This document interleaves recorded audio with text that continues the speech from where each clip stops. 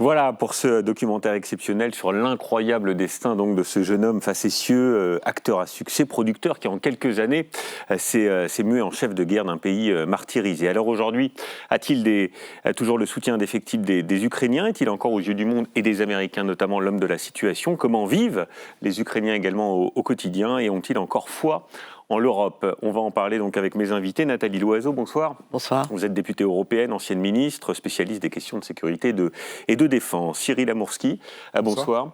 Vous avez grandi dans une famille franco-russe, d'abord à Moscou.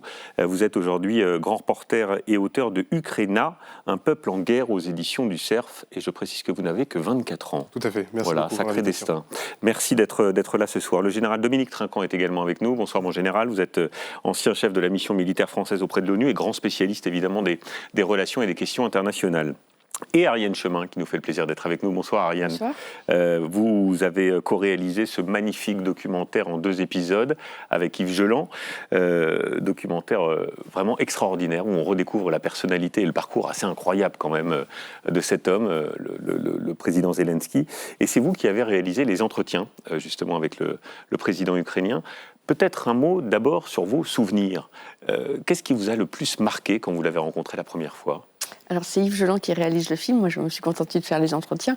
Ce qui m'a marqué, vous voyez, on l'a entendu chanter la chanson de Serviteur du peuple, et tout le monde chante, et je ne sais pas si vous avez remarqué, Volodymyr Zelensky, il dit « je connais la chanson », mais il ne chante pas. Il dit « pourquoi il ne la chante pas ?» Parce qu'elle est en russe. Et on voit bien cet homme qui est à la fois dans le contrôle.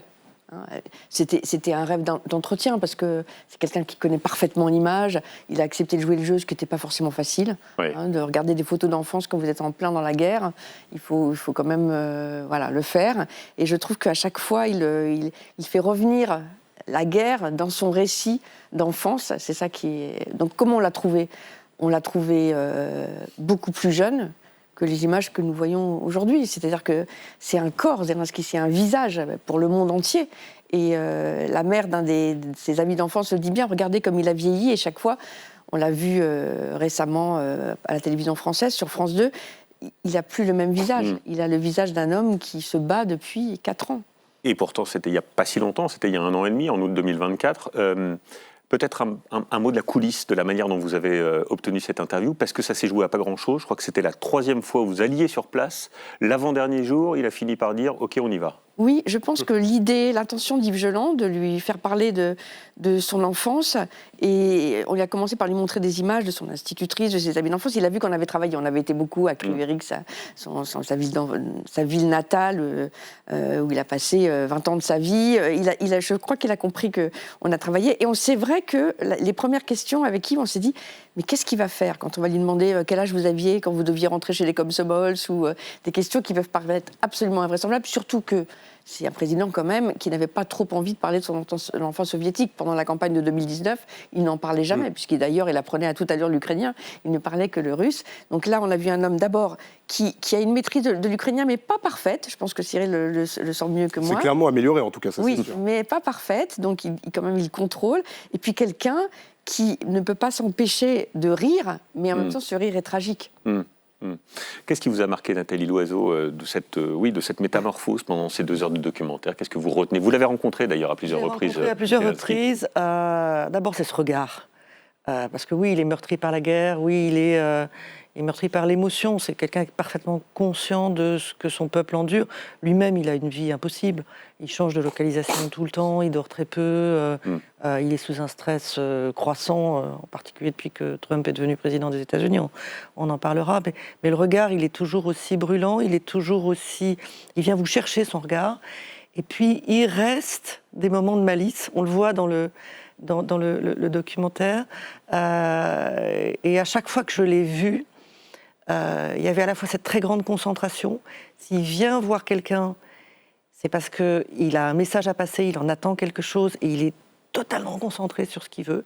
Il le dit d'ailleurs à un moment, l'avantage de la guerre, c'est que le reste, l'accessoire disparaît. Oui. Mais très vite, s'il y a quelque chose, S'il y a une raison d'espérer, s'il y a une raison de sourire, s'il y a une raison de rire, il va l'attraper. Même question, Général Trinquant, et puis après on avancera évidemment dans la discussion et dans le débat. Qu'est-ce que vous retenez? Est-ce que, comme Nathalie Loiseau, vous dites, au fond, c'est sa détermination? Quand il y a eu l'invasion russe en Ukraine, tous les chefs d'État étrangers lui disaient de partir. Macron lui a proposé l'exil, il est resté. Oui, alors deux choses. Cette chose-là, oui, cette détermination, c'est la volonté s'est exprimée par lui. C'est-à-dire, s'il avait quitté Kiev pour aller je ne sais où, Le pays tombait. à mon avis, tout le monde s'effondrait. Donc c'est cette volonté incarnée dans le président. Mais ce qui m'a beaucoup intéressé, c'est tout l'ensemble du reportage, de passer de l'enfant soviétique à l'Ukrainien indépendant, qui dépend de la Russie, et qui, au bout d'un moment, cette dépendance de la Russie l'agace, revient à Kiev, et puis j'allais dire, il y en a d'autres qui ont prétendu avoir fait un hold-up pour devenir président. Ben, c'est un peu ça.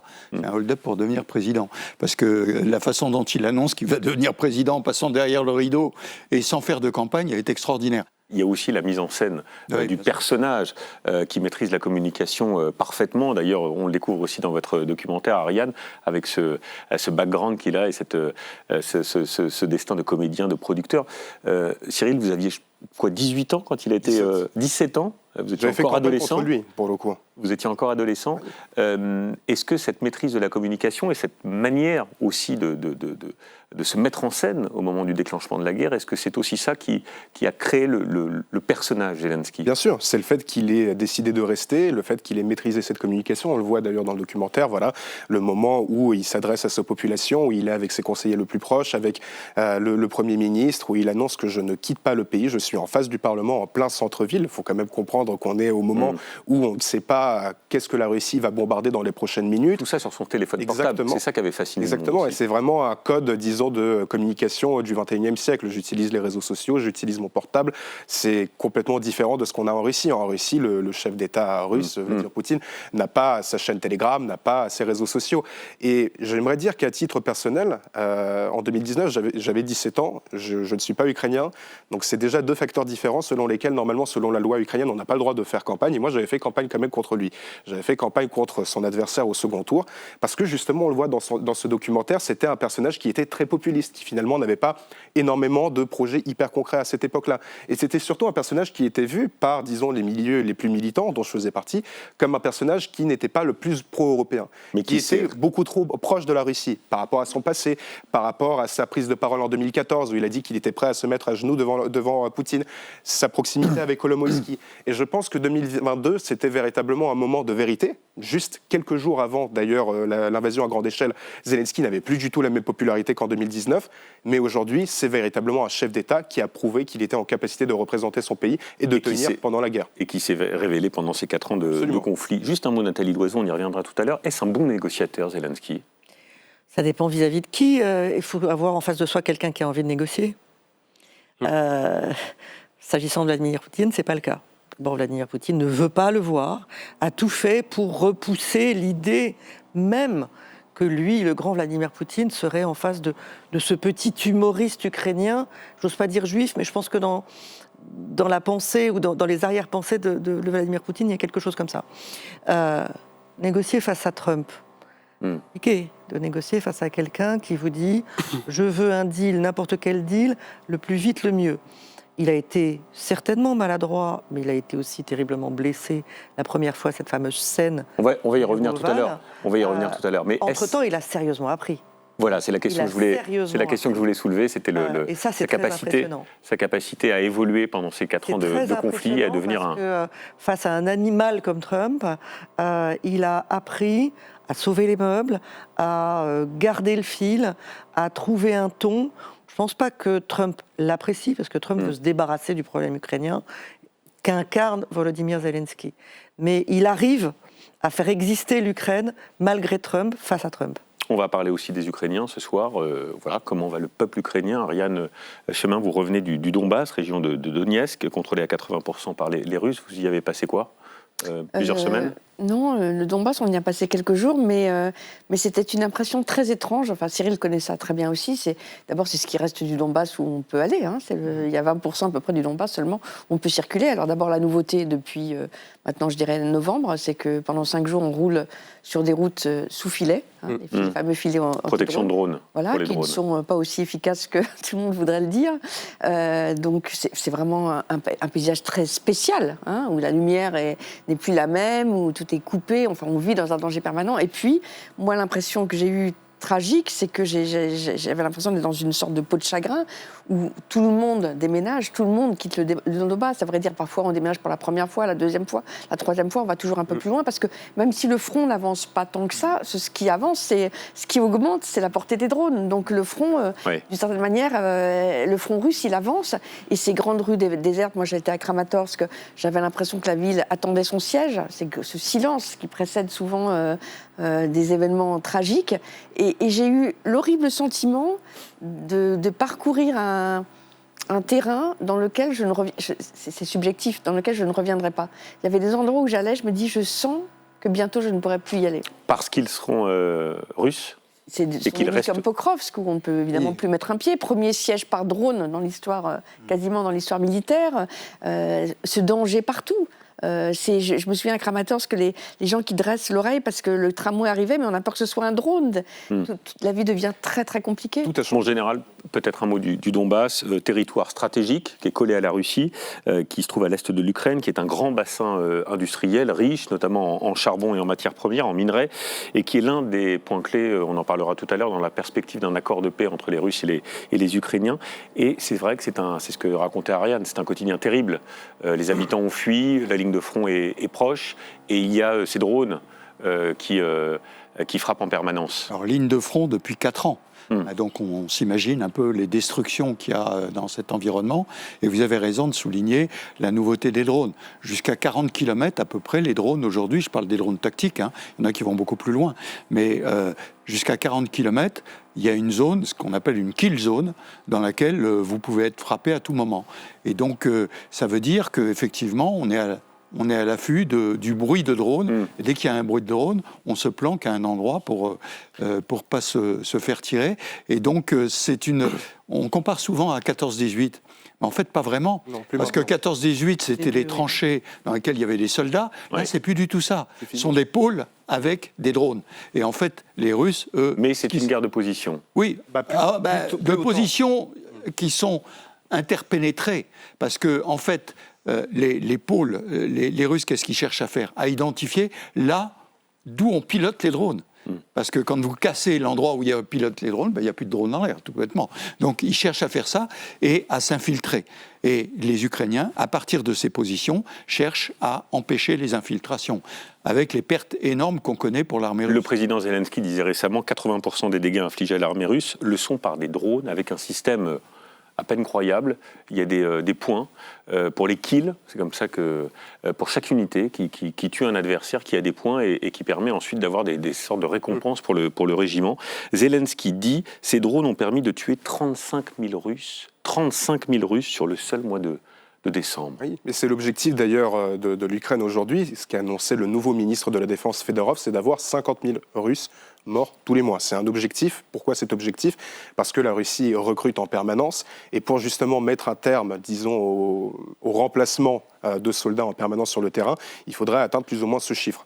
Moi, j'aimerais dire, par rapport au Donbass et par rapport à l'Ukraine en général, et je pense que Ariane, justement, on se retrouvera là-dessus, c'est que quand on est venu pour la première fois, enfin moi c'était mon cas en tout cas en tant que reporter de guerre dans la région de Donetsk en 2022, il y a beaucoup de villes aujourd'hui qui sont sous occupation russe. Konstantinivka aujourd'hui, par exemple, c'est une ville qui relie vers Kramatorsk, elle est toujours sous contrôle ukrainien, mais elle ne ressemble plus du tout à ce qu'on connaissait en fait en 2022. Avant, c'était un endroit par lequel on pouvait passer, prendre un café, et c'est ce que je raconte d'ailleurs dans mon livre, où il y avait beaucoup de journalistes, d'intellectuels qui passaient par là, de bénévoles. Aujourd'hui, ce n'est plus possible à cause de la guerre des drones. Si auparavant, on pouvait aller par exemple dans le Donbass faire un reportage en plein centre-ville, alors que les Russes étaient à 1 km par exemple de Bakhmout, c'était le cas fin 2022, début 2023, aujourd'hui, ce n'est plus possible à cause de la kill zone. La véritable kill zone, je dirais qu'elle est d'environ 7-8 km. C'est vraiment une zone où on ne peut plus du tout rentrer avec un véhicule civil, on est obligé d'être avec un véhicule blindé avec des militaires, mais ça a considérablement changé la vie des Ukrainiens. Si auparavant le front c'était 2, 3, peut-être 4, 5 kilomètres. Aujourd'hui, vraiment, à 7, 8 kilomètres, il n'y a quasiment plus de vie. Et comment vivent aujourd'hui les Ukrainiens? Je crois que vous arrivez tout juste de Kiev, avec un changement aussi de stratégie de la part du pouvoir russe. C'est ce que a rappelé le président Zelensky. Les Russes frappent désormais les infrastructures, notamment énergétiques, ce qui prive des milliers... Oui, mais en plein hiver, avec moins 30, je crois, en ce moment, à Kiev. C'est l'hiver le plus rigoureux que l'Ukraine ait connu depuis très longtemps. Plus de 30 ans. Quel est le quotidien des gens que vous avez rencontrés en ce moment? C'est-à-dire que la Russie, elle mène une campagne contre les infrastructures énergétiques ukrainiennes tous les ans, tous les hivers. En 2022, c'était particulièrement compliqué. 2023, 2024, ça s'est plus ou moins bien passé. Là, 2025, 2026, c'est la pire année. Je pense que absolument tout le monde est d'accord là-dessus, parce que de un, comme l'a dit Ariane, c'est l'hiver le plus compliqué à Kiev depuis des décennies, ou même peut-être depuis plus d'un siècle, il me semble. Et en plus de ça, on a des frappes constante contre l'infrastructure énergétique. La Russie a vraiment choisi des cibles précises, crée un terrorisme vraiment au niveau des populations civiles pour que les civils n'aient pas d'eau, pas d'électricité, pas de chauffage. Et je pense qu'on ne se rend pas forcément compte de ce que cela signifie. J'ai des amis, par exemple, qui, en ce moment, quand il fait moins 10 à l'extérieur, eh bien, chez eux, il fait plus 3. Donc, ils sont obligés d'être couverts en permanence, d'avoir 3 ou 4 couettes dans leur lit, qui n'ont pas d'électricité, qui sont obligés d'aller dans des cafés. Et d'ailleurs, en ce moment, la moyenne qui a été annoncée par les services énergétiques ukrainiens, c'est que pour le mois de février, dans la capitale, on parle de la capitale, il y a des villes qui, parfois, sont encore plus touchées, où on va avoir une moyenne de 4 à 6 heures d'électricité par jour. Imaginez juste ce type de conditions où il fait très froid à l'extérieur, où les civils parfois meurent de froid. On a des cas concrets avec des personnes âgées, notamment qui n'ont pas la capacité de descendre, de prendre l'ascenseur, qui vivent par exemple au 17e étage et qui meurent de froid. C'est la réalité aujourd'hui des Ukrainiens et c'est très compliqué. Il ne faut absolument pas fermer les yeux là-dessus. Il faut bien voir qu'il y a 2 guerres. Il y a la guerre sur le front des soldats, avec ce qu'on vient de décrire. Mais dans des conditions déplorables aussi. Bien sûr, épouvantables, où des blessés sont obligés d'attendre 3 ou 4 jours dans leur trou, malgré les blessures, pour être évacués, donc la gangrène, etc. Sur le soin des blessés, on apprend incroyablement parce que c'est nouveau. Donc il y a ce combat sur le terrain, sur le front, et la Russie qui veut faire craquer la population. Et donc c'est ce qu'elle fait là, en frappant la population, les centres énergétiques, les centres logistiques, de façon à ce qu'au bout de 4... Voyons des bien, trains aussi, des trains, il y a eu 12 morts, il y a 12 morts il y a quelques jours. Aujourd'hui, la Russie combat en Ukraine depuis plus longtemps que pendant la Grande Guerre patriotique. Donc c'est une longueur incroyable. Ouais. Et au bout de 4 ans, vous comprenez bien qu'au bout de 2 ans, on dit, bon ben, l'année prochaine, la victoire, là, les gens... On cherche à les faire douter, les faire craquer, de façon à ce que, au bout du compte, ils cèdent aux injonctions dans les négociations qui n'en sont pas de M. Poutine. Un think tank américain, Nathalie Loiseau, parle de 2 millions de victimes depuis 4 ans. C'est à peu près les chiffres que vous avez, vous aussi? Écoutez, on ne sait pas. C'est des évaluations et il faut toujours être très prudent sur les chiffres des morts parce qu'il y a de la propagande des 2 côtés et on cache ces morts des 2 côtés. De toute façon, c'est une boucherie. C'est surtout une boucherie pour la Russie, parce que la doctrine militaire russe fait qu'on envoie des hommes et ça n'est pas grave, alors que du côté ukrainien, on essaye de protéger au maximum les effectifs. Le président Zelensky parlait il y a quelques jours sur France 2 de 55 000 morts militaires. Est-ce qu'on est en dessous de la réalité ou... Sans doute en dessous. Qui suis-je pour le dire, mais sans doute en dessous, parce qu'on avoue difficilement ces morts. Moi, je voudrais insister sur autre chose. C'est que depuis 1 an que le président Trump est revenu au pouvoir à Washington, depuis 1 an qu'il parle de négociations, qu'il y a ce petit bruit de fond de négociations. D'une part, il n'y a jamais eu autant de morts civils ukrainiens que pendant cette année de pseudo-négociations. Et en même temps, pour la population ukrainienne, entendre parler en permanence, comme il y a encore quelques jours, de rounds de négociations, c'est quelque chose qui sape aussi le moral en quelque sorte. C'est-à-dire, pourquoi est-ce que vous accepteriez d'être mobilisé si la paix est à portée de main? Pourquoi est-ce que vous devez continuer à souffrir autant si finalement ça va s'arrêter?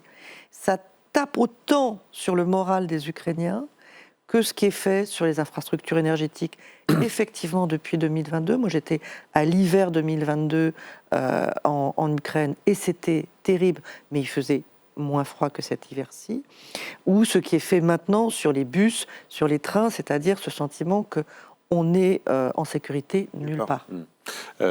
Cyril, je vous donne la parole dans quelques secondes. Ariane, peut-être juste un mot d'observatrice, et puis le général Trinquant donnera également son expertise sur l'état du front. Vous, ce que vous avez vu dans le Donbass, est-il vrai de dire, comme on l'entend beaucoup, que les Ukrainiens sont en train de perdre du terrain ? Mais moi, je n'ai pas été sur la ligne de front. Moi, en fait, j'ai découvert cette kill zone que je ne connaissais pas. Et c'est vrai que c'est ça qui m'a frappée. C'est que je me suis dit, au fond, il faut revoir les concepts. La guerre, vous le disiez très bien, c'est à la fois une forme de modernité avec les drones. Et puis en même temps, moi, j'ai vu les gens qui désormais tirent les drones à la carabine, avec les vieilles carabines de chasse. Donc c'est toujours une sorte de mélange de débrouille, de modernité. On ne sait plus très bien où on en est. Et pour poursuivre ce que disait Nathalie Loiseau, effectivement, ce qui m'a frappé aussi, c'est que les Ukrainiens, ils n'écoutent plus les nouvelles sur les rounds de négociation, ils n'y croient plus. Ils n'y croient pas une seconde. Pierre et le loup, c'est exactement ça. Ils ont évacué, au fond, ce petit bruit de fond de négociation qui n'avance pas depuis un an, et toutes ces choses que ce qu'on a pu écrire sur ces négociations, et les gaietés, etc. Et c'est vrai que ça ne bouge pas. Et j'ai senti ça en décembre, que voilà, c'était évacué du sujet des conversations. Général, l'état du front, quel est-il aujourd'hui ? Alors pour reprendre ce que disait Madame Loiseau à propos des pertes et de la balance des... effectivement, la tactique russe n'a rien à voir avec la tactique ukrainienne. Ils envoient des vagues d'assaut, donc ils ont des pertes. Mais vous vous rendez compte, c'est ce que vous disiez tout à l'heure, on est en train de calculer combien il faut faire de morts par mois pour qu'ils n'arrivent pas à recompléter les armées. Alors, avant, on le disait des chars, vous voyez, ils ont cassé 6000 chars, leur capacité de production ne va pas permettre de remonter la pente. Maintenant, on le passe en termes d'hommes. C'est-à-dire que la Russie, effectivement, moi j'ai eu pas longtemps un contact avec quelqu'un qui revenait du combat de là-bas, qui était dans une des brigades au front, qui me disait, il y a des Russes qui ne veulent pas les combattre, donc ils ont 3 choix. Soit ils continuent à avancer, puisqu'on envoie des vagues, 1, 2, 3, 4, 5, soit ils se planquent pour essayer de se rendre, et s'ils veulent s'ils fuient le front, on va même jusqu'à les attacher à un arbre, comme ça, ce sont des appâts pour les drones. Vous vous rendez compte ? Donc ça, c'est vu du côté russe. Du côté ukrainien, évidemment, on cherche à préserver les vies avec beaucoup de difficultés. Je le disais tout à l'heure à propos des blessés, un blessé qui reste 3 jours avec une jambe coupée dans le trou et qu'on va évacuer. Finalement, parce que dans la kill zone, on a trouvé le moment où on pouvait passer parce qu'il y a du brouillard. Peut-être 2 points de précision. Le premier, combien y a-t-il de fronts aujourd'hui en Ukraine, de lignes de front en Ukraine ? Alors, le front, il est très long. Hein. Il va de Kharkiv au Dniepr, hein.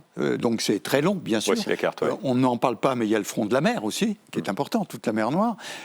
Mais les points d'impact, ce qu'on appelle la ligne d'effort russe actuellement, elle est dans la région de Potrovsk, donc la région du Donetsk. Et c'est là qu'il y a un effort qui est fait pour l'instant. Ça ne veut pas dire que ça ne va pas changer. Mais pour l'instant, l'essentiel de l'effort russe a été fait dans cette région, même si très au nord, hein, dans la région de Soumy, par exemple, ils ont voulu installer une zone tampon, disent-ils, pour préparer la fameuse zone de séparation. Deuxième point général, on va découvrir cette phrase de Zelensky. Zelensky qui dit, au fond, depuis le début de la guerre, la Russie n'a rien gagné. A-t-il raison de dire ça ? Ils n'ont remporté aucune victoire. Alors, c'est toujours le problème de la victoire et de la défaite. Hein. Qu'est-ce que c'est ? La Russie a perdu la guerre qu'elle voulait lancer en février 2022, puisqu'elle voulait renverser le pouvoir en Ukraine et avoir un vassal en Ukraine. Ça, elle l'a perdu. Oui. Aujourd'hui, l'Ukraine n'arrive pas à regagner le terrain qui a été conquis dans la région du Donetsk. Donc si on compare par rapport à ce qu'il y avait en mars-avril, si vous voulez, 2022, la Russie a considérablement reculé. Mais temporairement sur la ligne du Donetsk, il est certain que la Russie avance. On disait que le mois dernier, elle a avancé 2 fois plus que le mois précédent. Qu'est-ce que ça veut dire ? Pas grand-chose, on regarde ça au microscope, hein. C'est quand même pas beaucoup. Mais c'est vrai qu'elle a progressé. Mais donc aujourd'hui, on peut dire que la Russie n'a pas remporté la victoire qu'elle voulait avoir et que l'Ukraine n'est pas capable de remporter la victoire qu'elle voudrait avoir, c'est-à-dire reconquérir le terrain ukrainien. Dans ce contexte-là, est-ce que Zelensky a encore le soutien de sa population aujourd'hui ?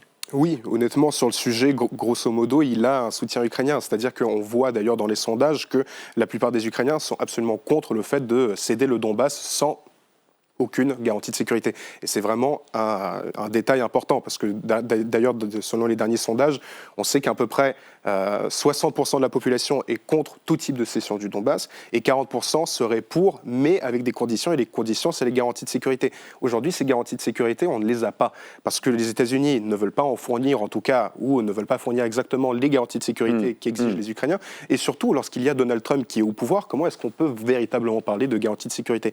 Qui, aujourd'hui, en Ukraine, peut véritablement se dire qu'avec les États-Unis de Trump, on va pouvoir être protégé, on va pouvoir peut-être imaginer des GIs sur le terrain ukrainien. Ce n'est absolument pas possible.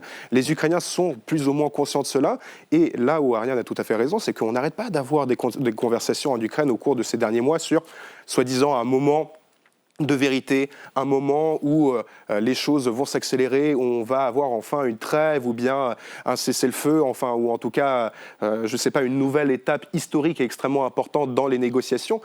Aujourd'hui, les Ukrainiens, ils sont véritablement dans l'histoire de Pierre et le loup. On n'arrête pas d'entendre parler de ça et ça ne se fait pas. Et une dernière chose que j'aimerais dire, parce qu'on a parlé quand même des frappes contre l'infrastructure énergétique, je pense qu'on devrait parler aussi de ce que peut faire aujourd'hui l'Europe et les alliés de l'Ukraine. On va en parler juste après, Cyril. Très rapidement, peuvent soutenir l'Ukraine au niveau de Sky Shield, justement en détruisant certains des projectiles qui sont... On va en parler parce que c'est aussi une des remarques et des discussions qu'on a eues après le Forum économique de Davos, où Zelensky a eu des propos assez durs dans la manière dont il a interpellé les Européens. Juste sur la situation aujourd'hui, sur le soutien des Ukrainiens à leur président Nathalie Loiseau, a-t-il toujours le soutien unanime comme il l'avait au début, 70-90% d'opinion favorable, a-t-il toujours ce soutien aujourd'hui? C'est évidemment un petit peu plus je prolonge nuancé. ma question, est-il toujours l'homme de la situation au fond? Alors, sur le soutien, c'est un petit peu plus nuancé. Sur sa personne, on parle d'une démocratie. Donc on parle d'un endroit où même quand il n'y a pas d'élection, parce que c'est la guerre, la loi martiale, etc., les gens s'expriment. Oui. Et tout le monde ne félicite pas Volodymyr Zelensky tout le temps. Et puis, il a des opposants, il a des rivaux qui aiment bien pointer du doigt ce qui leur semble être des faiblesses. Mais malgré tout, dans ce positionnement, parce qu'il traverse toute cette épreuve comme les Ukrainiens, avec les Ukrainiens. Et en voyant le documentaire d'Ariane Chemin, on voit très bien qu'il incarne l'Ukraine à lui tout seul. Ce garçon qui était la joie de vivre personnifiée comme l'est le peuple ukrainien, et qui aujourd'hui est concentré sur la résilience, sur être face aux tyrans russes, face aux géants américains, et qui ne lâche rien. Il représente son peuple. Il y a eu l'usure du pouvoir, évidemment, les 4 ans de guerre, une forme de lassitude, et puis les scandales de corruption avec le départ de son bras droit, Yermak. Qui ont beaucoup marqué. Mais ce qui est intéressant, oui, moi je me souviens, j'étais là au mois de juillet quand il y a eu les fameuses manifestations, et c'est vrai que c'était des manifestations insensées, en pleine guerre. On voyait les gens qui se dépêchaient de rentrer dans le métro parce qu'il fallait quand même respecter le couvre-feu, mais qui sortaient leurs panneaux en carton là, pour aller critiquer de manière très drôle d'ailleurs, comme toujours, et essentiellement Yermak d'ailleurs, mais aussi Zelensky, etc. Moi, ce qui me frappe, c'est que chaque fois qu'en fait, Zelensky, il est très critiqué, parce que c'est une démocratie, comme l'a dit Nathalie Loiseau, mais chaque fois qu'il est attaqué à l'extérieur, Absolument. alors là, tout d'un coup, tous les Ukrainiens font corps et le défendent. Ça, c'est tout bon. Et l'autre chose qui me frappe aussi, c'est que poser la question de la légitimité de Zelensky, elle me gêne un peu, en fait. Parce que qui estime que Zelensky n'est pas légitime? C'est quand même Vladimir Poutine. Hein, et celui qui aimerait bien s'en débarrasser aussi, c'est Trump. Mais je ne vois pas pourquoi on pose cette question, puisqu'on voit bien, quand même, dans les sondages, qu'il est soutenu par les Ukrainiens. Donc ça me semble une question parfois un peu étrange. Général. Sur cette histoire, un petit retour historique sur la démocratie et la guerre. Pendant la Première Guerre mondiale, les débats au Parlement français, très intéressants. Ce sont des démocraties qui se battent, ça n'empêche de faire jouer la démocratie. Pendant la Seconde Guerre mondiale, les débats au Parlement anglais, ça n'a pas arrêté. Churchill a été attaqué en permanence. Donc, si vous voulez, il faut qu'on revienne à ça.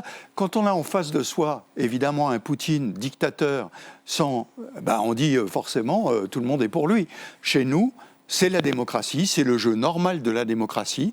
il s'exprime et il est heureux qu'il s'exprime pendant la guerre. Ce ne sont pas des défaitistes, ce sont des gens qui veulent défendre leur pays aussi, mais peut-être avec des nuances différentes. Donc moi, ça je me vais paraît régulièrement normal. au Parlement ukrainien à la Oui. Verkhovna Rada, où ça discute, où ça débat, où parfois ça s'engueule.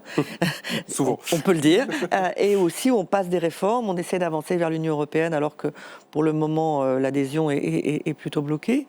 Donc c'est une vie politique qui est incomparable avec ce qu'on voit en Russie. Et Ariane Chemin a raison. Poser la question de la légitimité de Zelensky, quand on n'a pas posé celle de Poutine, moi, ça me choque profondément. Alors, l'amertume. On va avancer l'amertume de Zelensky vis-à-vis de l'Europe. Je l'évoquais tout à l'heure, Forum économique de Davos, on est le 22 janvier, écoutez ce qu'il dit. Instead of becoming a truly global power, Europe remains a beautiful but fragmented kaleidoscope of small and middle powers. Instead of taking the lead in defending freedom worldwide, especially when America's focus shifts elsewhere, Europe looks lost trying to convince the US president to change. But he will not change. Réaction à ces mots très durs à l'endroit de l'Europe, Nathalie Loiseau. J'ai choqué pas mal de gens quand j'ai dit que c'était le plus beau discours de Davos, parce qu'il a raison. Et que moi j'ai honte. J'ai honte de notre pusillanimité, j'ai honte de notre indolence, j'ai honte du décalage entre nos mots et nos actes. Nos mots, c'est que la guerre d'invasion russe en Ukraine, d'agression, est existentielle pour l'Europe. C'est vrai, mais quand quelque chose est existentiel pour nous, il faut faire beaucoup plus que ce que nous faisons. Nous disons, nous aiderons l'Ukraine aussi longtemps qu'il le faut. Nous n'avons jamais dit, nous aiderons l'Ukraine autant qu'il le faudrait. Et on se contente, même si on fait des choses, de se lamenter de ce que Trump, ça n'est pas Biden. Combien de temps va-t-on mettre à comprendre que hier, c'était hier, et qu'aujourd'hui, c'est à nous de soutenir l'Ukraine, parce que ce sont nos intérêts de sécurité qui sont directement en jeu. Et on donne ou on prête à l'Ukraine, je suis en plein travail sur le prêt de 90 milliards pour 2 ans qui a été annoncé, on prête à l'Ukraine juste assez pour garder la tête au-dessus de l'eau, mais pas plus. 90 milliards ensuite, qui viennent après les 69 milliards déjà débloqués depuis 4 ans par l'Union européenne. Mais vous savez, c'est pas beaucoup par tête d'Européens, c'est pas beaucoup si c'est existentiel, c'est pas beaucoup si, comme je le crois, et comme d'ailleurs la grande majorité des Européens, des peuples européens le pensent à raison, la Russie est une menace pour l'Europe. Aujourd'hui, notre garantie de sécurité, puisqu'on parlait garantie de sécurité, notre garantie de sécurité face à l'agressivité militaire de Poutine, c'est l'armée ukrainienne. Elle se bat alors que nous sommes confortablement assis aujourd'hui dans ce studio. Alors, je vous donne la parole. Nous ne faisons pas assez et on peut imaginer que Zelensky à Davos a été critique vis-à-vis des Européens un peu pour aller dans le sens de Trump, pour essayer de le garder à bord, même un minimum, mais qu'on ne se contente pas de cette interprétation-là, qu'on se regarde dans la glace, qu'on entende ce qu'on dit, qu'on regarde ce qu'on fait et qu'on voit le décalage. Est-ce que la population ukrainienne a aussi ce sentiment-là, le sentiment d'être lâché par l'Europe, au fond? Lâché peut-être pas, mais je pense que le discours de Zelensky est un véritable cri de cœur, disons, des Ukrainiens en règle générale. Moi, je l'entends en permanence. C'est oui, on est sur le continent européen, on n'arrête pas de nous dire que les États-Unis ne font pas assez, mais que fait l'Europe? Et là où je ne suis pas entièrement d'accord avec Zelensky, c'est qu'en réalité, l'Europe a quand même beaucoup soutenu. On a parlé des aides économiques différentes en termes de dizaines et de dizaines de milliards. On peut parler du soutien français, mais en même temps, si on parle du soutien français, on est quand même très loin par rapport à notre contribution, par rapport à notre PIB, par rapport au budget français. Je crois que le chiffre, c'est à peu près 1% des dépenses sociales françaises, en termes de retraite, de cotisation, etc. On dépense moins de 1% de tout ce budget-là par rapport au soutien à l'Ukraine. Ce qui est ridicule. Pour cette année-là, pour l'instant, en tout cas, on est au mois de février, on a un coût de la dette qui nous coûte très cher en France. On parle de 120 millions d'euros pour l'Ukraine. Qu'est-ce que c'est 120 millions d'euros? Qu'est-ce qu'on peut faire avec ce budget? C'est un centième de ce que prévoit l'Allemagne. Alors on parle beaucoup, on parle très bien. Et j'approuve tous les discours d'Emmanuel Macron. Oui.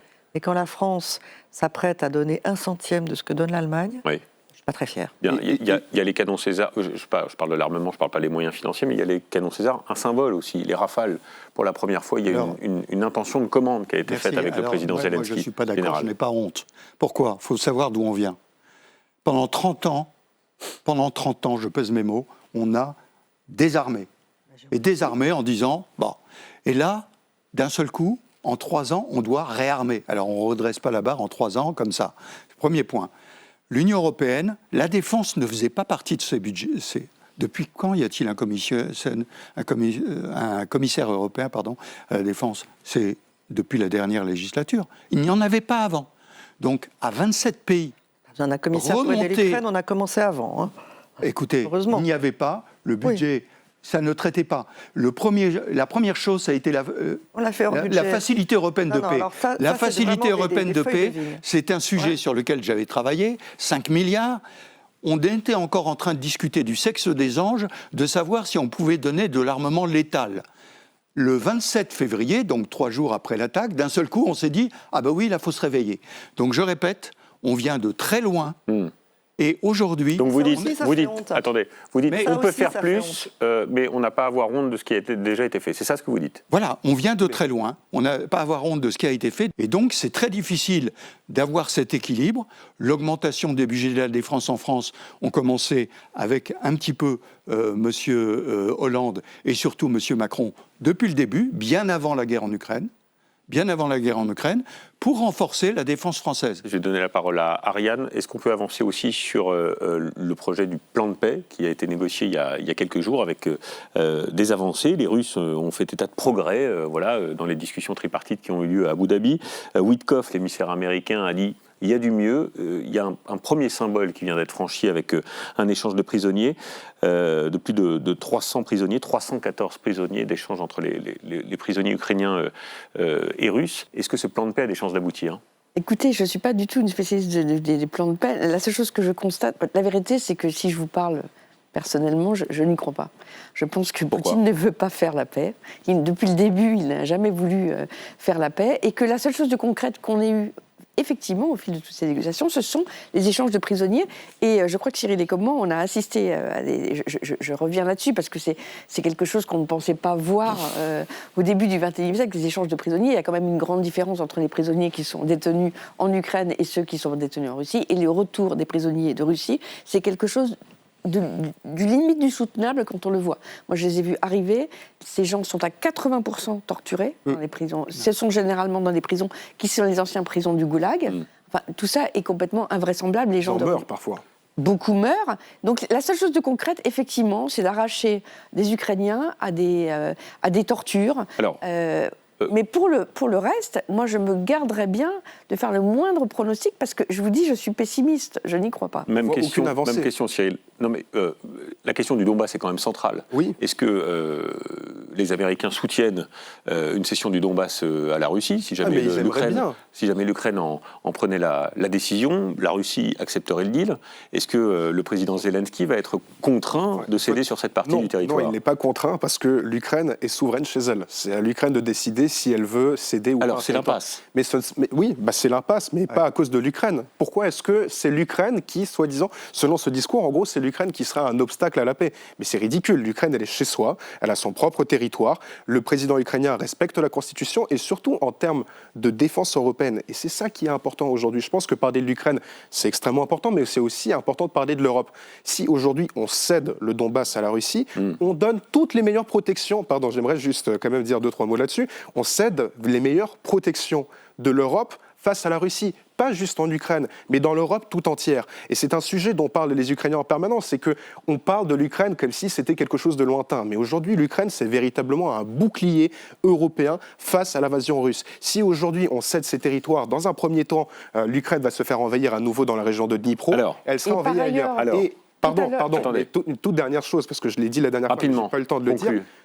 on parle de négociations. Moi, je pense qu'elles vont mener à rien. Donc, c'est pour ça qu'aujourd'hui, les Européens peuvent agir et ils peuvent le faire en soutenant des initiatives comme Sky Shield pour pouvoir abattre les missiles, par exemple. On a dit que la Russie n'avait gagné aucune victoire. Il y a quand même Mariupol, qui est quand même une porte ouverte sur la mer d'Azov, qui n'est plus ukrainienne. Et ça a été une boucherie monstrueuse. C'est complètement russifié, reconstruit. C'est un mensonge en plus. Zelensky a dit il y a quelques jours à la télévision, plus vous serez fort avec la Russie, moins cette guerre pourra arriver chez vous. Être fort avec la Russie, certes, mais sans les Américains, ça sera compliqué de faire plier. Il va falloir apprendre à se passer des Américains. Faire plier Vladimir Poutine. Ça fait 3 présidents des États-Unis qui nous disent « apprenez à vous passer de nous ». Maintenant, c'est brutal et ça se passe au moment où il y a une guerre sur le sol européen. Et là encore, on a mis beaucoup de temps à entendre ce message américain. Il va falloir apprendre, en effet, à ne pas vivre exactement comme avant, à faire plus d'efforts pour notre défense et pour la défense de l'Ukraine. Est-ce qu'on peut croire aux négociations de paix ? C'est pas seulement la question du territoire, et déjà sur la question du territoire, souvenons-nous que Poutine réclame qu'on lui donne par la négociation des territoires qu'il n'a pas conquis par la force. Kramatorsk, par exemple. Militairement, il n'y est pas arrivé, mais il voudrait que Zelensky dise « Ah bah oui, mais c'est vrai, c'est à vous quand même. Ça fait 4 ans que vous essayez, je vous les donne quand même. » Avec l'appui de Donald Trump. Mais par ailleurs... Mais Nathalie Loiseau, quelle échéance Mais par ailleurs, Poutine, de son côté, les fameuses garanties de sécurité sur lesquelles on passe, nous, Européens, énormément de temps. Mais qu'est-ce qu'il dit et qu'est-ce qu'il répète, Vladimir Poutine ? Il dit « Je ne veux pas un soldat européen, membre de l'OTAN, sur le sol ukrainien. » Et donc, ce serait Zelensky qui empêcherait la paix. Il n'y a pas. Mais une fois qu'on a dit ça, quelle échéance pour un cessez-le-feu, selon vous ? Il faut qu'on monte la pression sur la Russie. Pour le moment, la Russie ne sent pas une pression suffisante pour être amenée à aller vers un cessez-le-feu. Et je ne comprends pas Emmanuel Macron quand il nous dit je vais bientôt rencontrer Vladimir Poutine. Pourquoi est-ce à nous d'être demandeurs de voir Vladimir Poutine ? Il faut le mettre en situation, lui, d'avoir besoin de nous parler. Un dernier mot, général ? Simplement, il n'y a pas de plan de paix. Il y a un plan de paix préparé par les Américains et les Européens et M. Zelensky, qui est totalement refusé par les Russes. Totalement. Sur tous les points. Donc aujourd'hui, il y a des négociations, et tant mieux pour les prisonniers qui vont être libérés, mais ça reste à ce niveau tactique. D'ailleurs, on a vu la constitution de la délégation russe, qui était le chef du GRU, qui était présent. Donc aujourd'hui, c'est toujours ça de prix. Mais sur le plan de paix, il n'y en a pas. Et la pression, on le voit bien, M. Zelensky fait appel toujours aux Américains, la pression importante à faire aujourd'hui, c'est vraiment sur l'économie russe, parce qu'en 2026, c'est un virage important. Aujourd'hui, ils sont en train de compter leurs sous, si j'ose dire. Et ils ont des problèmes de personnes, de finances, d'économie globalement. Et il faut le faire céder là-dessus. Je ne crois pas que M. Poutine lui-même cédera jamais. Bien. Tant que la Russie ne ressentira pas l'importance de mettre un terme à cette guerre, elle ne s'arrêtera là. Bien, merci à tous les 4. Merci infiniment d'avoir participé à ce débat et merci pour nous avoir permis d'avoir ce débat et cette discussion après ce documentaire exceptionnel sur la trajectoire et le destin de Zelensky. Merci à vous qui nous suivez pour cette grande soirée cinéma et débat sur LCP. On se retrouve le mois prochain.